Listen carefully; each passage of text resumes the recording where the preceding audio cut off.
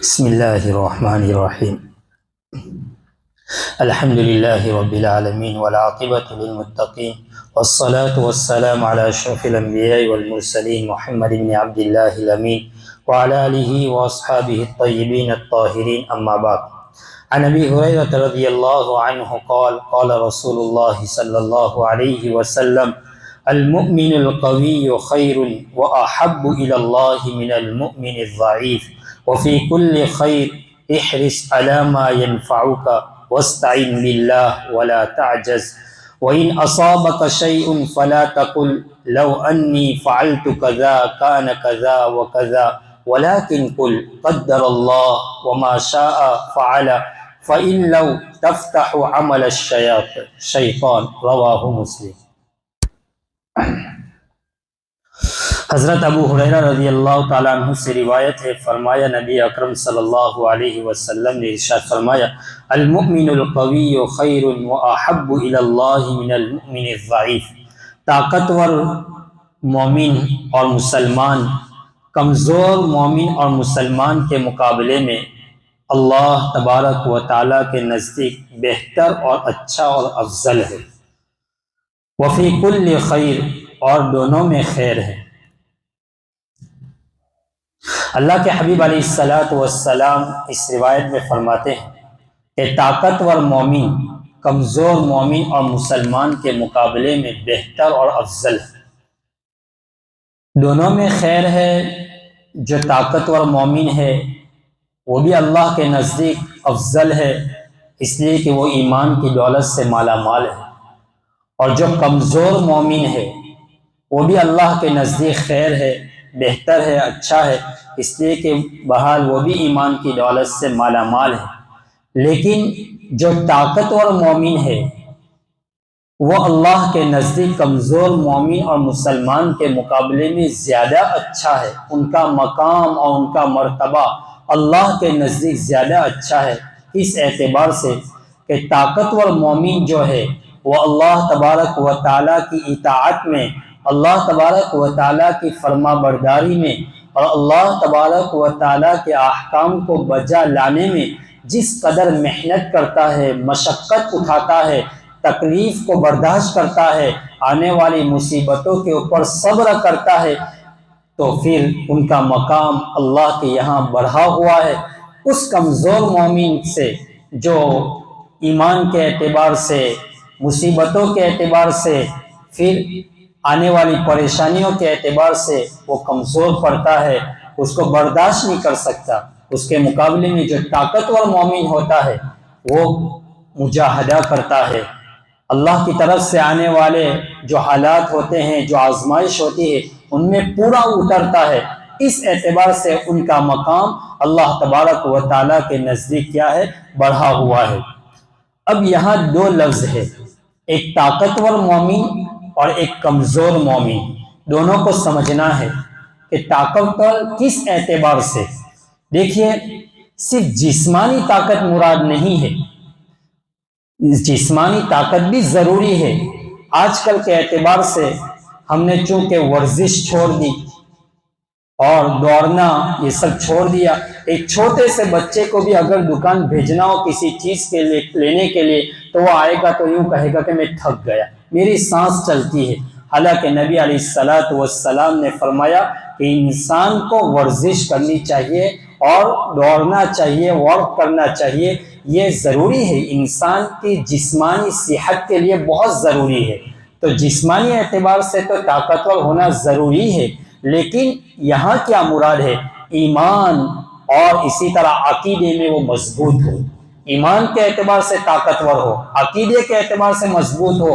ایسا نہیں کہ کسی نے ایک چھری بتلائی یا ایک بھالا بتلایا تو اپنے ایمان سے مرتد ہو جائے، اور کس اعتبار سے کس وقت، جیسا کہ آج کل ارتداد کا دور چل رہا ہے، صبح میں مومن ہوتا ہے، شام میں وہ کافر ہوتا ہے۔ نبی علیہ السلام نے اس وقت فرمایا کہ میری امت کے اوپر ایسا دور بھی آئے گا کہ بادروا بالاعمال فتنا كقطع الليل المظلم يصبح الرجل مؤمنا ويمسي كافرا ويمسي مؤمنا ويصبح كافرا، کہ میرا مومن، میرے امت کا، میرا مسلمان بندہ کیا کرے گا اللہ کا کہ صبح کرے گا تو ایمان کی حالت میں کرے گا، اور شام کرے گا تو کافر ہونے کی حالت میں کرے گا، اور شام کرے گا تو ایمان کی حالت میں، اور صبح اٹھے گا تو کافر ہونے کی۔ آج ہم بظاہر عقیدے کے اعتبار سے، ظاہر کے اعتبار سے ہم مومن ہیں، لیکن کہیں ہم ہر وقت ہمارے ہاتھ میں موبائل ہوتا ہے، ہم فیس بک کے اوپر، انسٹاگرام کے اوپر اور یوٹیوب کے اوپر نہ جانے کن کن لوگوں کا بیان سنتے ہیں، اور کس کس لوگوں کی تحریر پڑھتے ہیں، اور کس کی بات میں آ کر ہم اپنے ایمان سے ہاتھ دھو بیٹھتے ہیں، لیکن ہم یہ سمجھتے ہیں کہ ہم مومن ہیں۔ آج دنیا کے اندر میں بہت سارے ایسے خطیب آ چکے ہیں کہ جو اپنے بیانات میں ایسی باتیں اور ایسا ہلکا سا شوشہ چھوڑ دیتے ہیں کہ لوگ اسی کے اوپر یقین کر لیتے اور ایمان سے ہاتھ دھو لیتے ہیں۔ ہمارے پڑوس کے ملک میں، ہمارے ملک میں بہت سارے لوگ ہیں، اور لوگ ان کے بیان کو دیوانہ پروانگے کے طور پر اور ایک پروانہ کے طور پر ان کے بیان کو سننا گویا فخر سمجھتے ہیں، اور ان کو اپنا آئیڈیل سمجھتے ہیں۔ ہمارے بہت سارے اکابر ہیں، ان کے بیان کو سننا چاہیے۔ تو یہ ہے بہرحال، تو طاقتور مومن ایمان کے اعتبار سے، عقیدے کے اعتبار سے ہمارا عقیدہ صحیح ہو، اور جو نبی علیہ السلام نے فرمایا اسی کے مطابق ہمارا عقیدہ ہو۔ نمبر 2، عمل اور عبادت کے اندر میں پختہ ہو۔ عمل کے اعتبار سے بعض مرتبہ انسان زور و شور میں آ جاتا ہے، رات کو 8 رکعت 12 رکعت تہجد پڑھ لیتا ہے، 2-3 دن پھر آہستہ آہستہ وہ کم کرتا ہو جاتا ہے۔ اللہ کے حبیب علیہ السلام نے فرمایا تھوڑا عمل کرو، لیکن ایسا کرو جو ہمیشہ کرتے ہیں، ہمیشہ ہوتا ہے۔ آپ 1-2 دن زیادہ کر لیں پھر آپ اس کو چھوڑ دیں، یہ اللہ کو پسند نہیں ہے۔ آپ تھوڑا کریں لیکن ہمیشہ کرتے رہے، تو اس طرح عمل میں اور عبادت کے اندر میں بھی کیا ہو، پختہ ہو۔ اس کے بعد ہے مشکلات کو برداشت کرنے والا ہو۔ جب انسان کے اوپر بیماری آئے تو واویلا نہ مچائے کہ میں ہی اللہ کو نظر آیا۔ ایک مومن اس طرح کے الفاظ کبھی نہیں بول سکتا، لیکن اس طرح سنائی جاتا ہے کہ آج کچھ حالات آئے تو کہا میں نماز پڑھتا ہوں، میں عبادت کرتا ہوں، پھر بھی میرے اوپر اس قدر حالات۔ وہ ایک مسلمان ہوتا ہے، وہ ایک عام ہے، وہ نہ نماز پڑھتا ہے، ان کا نہ ایمان ہے، لیکن ان کو اللہ تعالیٰ نے مال و دولت دیا۔ یاد رکھنا، دولت کا مل جانا یہ کوئی اللہ کے نزدیک پسندیدہ چیز نہیں ہے۔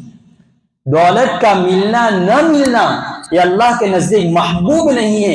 ایمان کا مل جانا یہ اللہ کے نزدیک سب سے زیادہ محبوب چیز ہے۔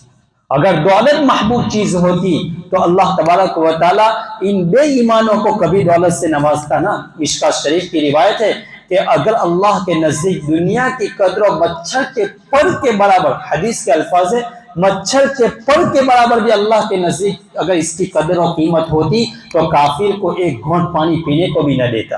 یہ مشکوٰۃ شریف کی روایت ہے۔ بہرحال دولت کا ملنا نہ ملنا یہ کوئی اللہ کے نزدیک محبوب اور پسندیدہ ہونے کی علامت نہیں ہے۔ اللہ کے نزدیک پسندیدہ ہونے کی علامت یہ ہے کہ اللہ نے مجھے اور آپ کو ایمان سے نوازا ہے۔ تو بہرحال سب سے بڑی چیز کہ ایمان اور عقیدے میں مضبوط ہو، عمل اور عبادت میں پختہ ہو، اس کے بعد پریشانی کو برداشت کرنے والا ہو، صبر کرنے والا ہو۔ اور ایک کمزور مومن جو ہوتا ہے وہ اپنے اوپر آنے والے حالات کو برداشت نہیں کر سکتا، وہ صبر نہیں کر سکتا، اس لیے ان کا درجہ کم ہے اس کے مقابلے میں، ایک طاقتور مومن کے مقابلے میں۔ اسی طرح نیکی میں سرگرم ہو، کوئی بھی خیر کا کام ہو، کسی میں بھی پہل کرنا ہو، سب سے پہلے وہ اپنا ہاتھ اٹھائے، سب سے پہلے وہ آگے بڑھنے والا ہو۔ یہ نہیں کہ کون میرا ساتھ دیتا ہے، کون میرا ساتھ نہیں، بس اللہ کا کام ہے، اللہ ضرور لے گا۔ اللہ جب اپنے دین کا کام لینے آتا ہے تو کمزور سے کمزور مخلوق سے بھی اپنے دین کا کام لے لیتا ہے، وہ کسی کا محتاج نہیں ہے۔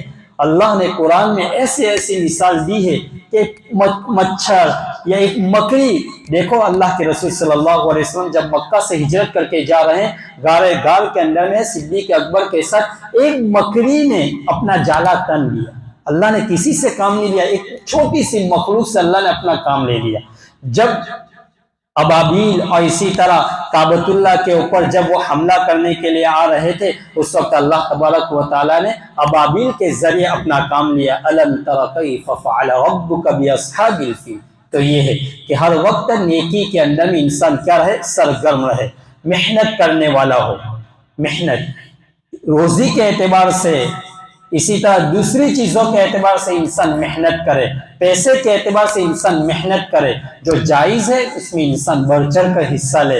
اللہ کو کمزور اور لوگوں کے سامنے ہاتھ اٹھانے والا یہ اللہ کو پسند نہیں ہے، تو محنت کرنے والا ہو۔ بال اسی طرح امام نووی رحمۃ اللہ علیہ سے جب پوچھا گیا کہ قوی مومن کس کو کہتے ہیں، تو امام نووی رحمۃ اللہ علیہ فرماتے ہیں کہ وہ شخص ہے جو ایمان میں مضبوط ہو، نفس کے خلاف لڑنے والا ہو، اس کا نفس کسی برائی کی طرف اس کو ابھارتا ہے تو اپنے نفس کا مقابلہ کرے، نفس کے کہنے کے مطابق وہ کام انجام نہ دے۔ نفس تو ہمارا ہر وقت ہمیں برائی کی طرف ابھارے گا، گناہوں کی دعوت دے گا، لیکن اس کا مقابلہ کرے، تو یہ ہے۔ اسی طرح فرماتے ہیں عبادت اور اطاعت میں باہمت ہو۔ یہ ٹھنڈی کی راتیں ہیں، عبادت کے لیے بڑا ہمارے لیے یہ سیزن ہے، ہمیں رات کو تہجد کا اہتمام کرنا چاہیے۔ اللہ مجھے اور آپ کو اس کی توفیق عطا فرمائے۔ اسی طرح فرماتے ہیں علم و عمل میں پختہ ہو، جو سنا جو پڑھا بس اس کے اوپر عمل ہو۔ ابن رجب حنبلی رحمۃ اللہ علیہ سے قوت سے مراد فرماتے ہیں کہ نفس کی قوت ہے، ارادے کی قوت ہے۔ آپ نے کسی چیز کا ارادہ کر لیا، آپ اس کو کر گزریے۔ جماعت میں جانے کا یا کسی نیک کام کا یا کسی بھی دینی کام کا آپ نے ایک مرتبہ ارادہ کر لیا، آپ کر گزریے، آپ اس میں قدم رکھ دیجئے، آگے اللہ تمہاری مدد کرے گا۔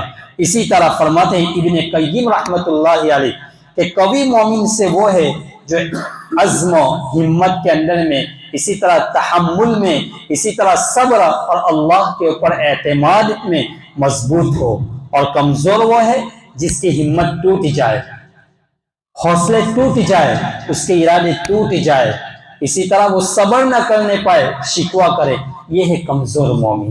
بہر تو یہ ہے یہ حدیث کے کہ المؤمن القوی خیر، کہ طاقتور مومن بہتر ہے اللہ کے نزدیک کس کے مقابلے میں؟ ایک کمزور اور پست ہمت کے مقابلے میں۔ آگے فرماتے ہیں وفی کل خیر، کہ دونوں میں خیر ہے۔ ایمان کے اعتبار سے تو دونوں خیر پر ہے، لیکن مشقت، فرما برداری، اطاعت میں وہ بڑھا ہوا ہے۔ آگے فرماتے ہیں اللہ کے حبیب علیہ الصلوۃ والسلام احرص علی ما ینفعک واستعن باللہ ولا تعجز۔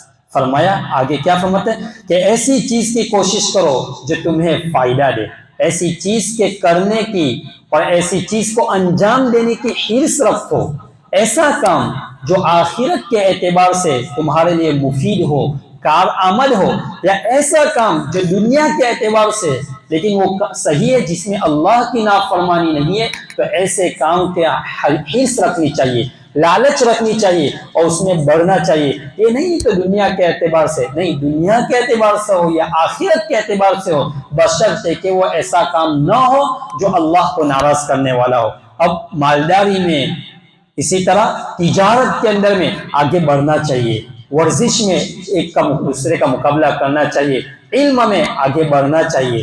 تو بہر چاہے دنیا کے اعتبار سے، کاروبار کے اعتبار سے ہو، تجارت کے اعتبار سے ہو یا آخرت کے اعتبار سے ہو، اس میں انسان کو دلچسپی لینی چاہیے، آگے بڑھنا چاہیے۔ آگے فرماتے ہیں وَاسْتَعِن بِاللَّهِ، ہر چیز میں اللہ سے مدد طلب کرو، وَلَا تَعْجَزْ، اور آگے فرماتے ہیں کہ تم نیکی کے کام میں اللہ سے عاجز نہ بنو، تم ہمت نہ ہارو کہ مجھ سے نہیں ہوگا، مجھ سے نہیں، اللہ سے مدد مانگتے رہو۔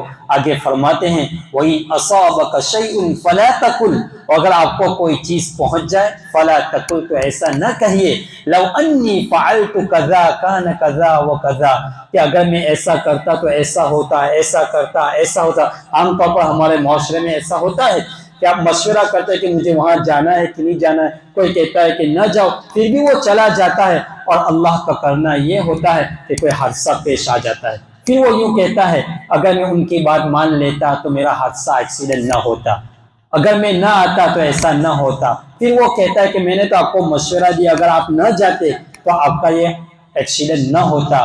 ہم نے آج کل کے معاشرے میں جب ایک ماں باپ اپنی بچی کو کہتے کہ وہاں شادی نہیں کرنی ہے، شادی ہو گئی، آپ اگر ہماری بات مانی ہوتی تو یہ دین دیکھنے نہ پڑتے، اس لیے آج تو اپنی پریشانی اور تکلیفوں کو اٹھا۔ اللہ کے رسول صلی اللہ علیہ وسلم نے فرمایا کہ ولیکن، ایسا تم نہ کہو کہ اگر میں ایسا کرتا یا ایسا کہتا تو ایسا ہوتا، ایسا نہ کرتا۔